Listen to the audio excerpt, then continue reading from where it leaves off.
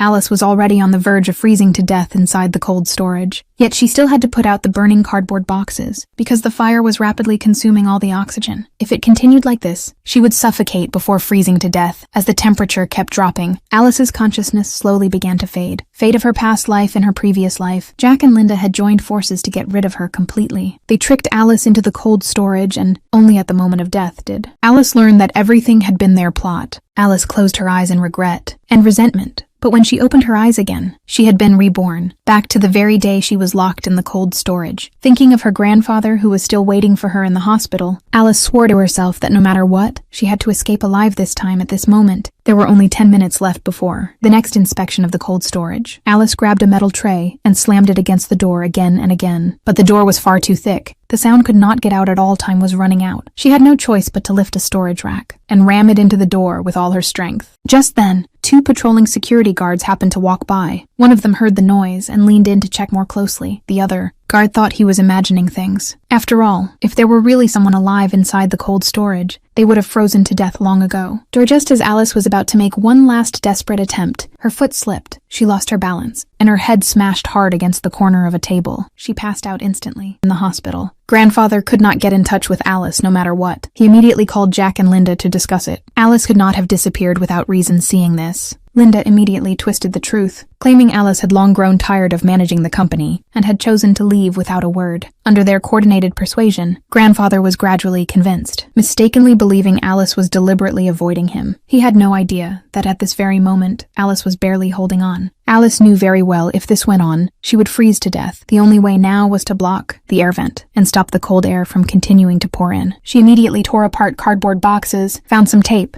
and prepared to seal the vent shut, but just as she was about to succeed, her foot slipped again, and she crashed heavily to the ground. The rack beside her also lost balance, toppled over and crushed her ankle. The assistant began to suspect that something had happened to Alice, so he begged the old chairman to give him a little more time, promising he would find Alice no matter what at that moment. Alice woke up once more from unconsciousness. She knew clearly, if she wanted to live, she had to stop the cooling immediately. If the cardboard could not block the vent, then she would destroy the fan itself. Only then would she have a chance to survive until the next inspection. With that thought, Alice pulled a steel pipe off the storage rack. She struggled to climb up the ladder and used the pipe to pry open the fan guard. Now, there was only one final step left. Alice steadied her breathing, gripped the steel pipe tightly, and with all the strength she had left, drove it straight into the fan.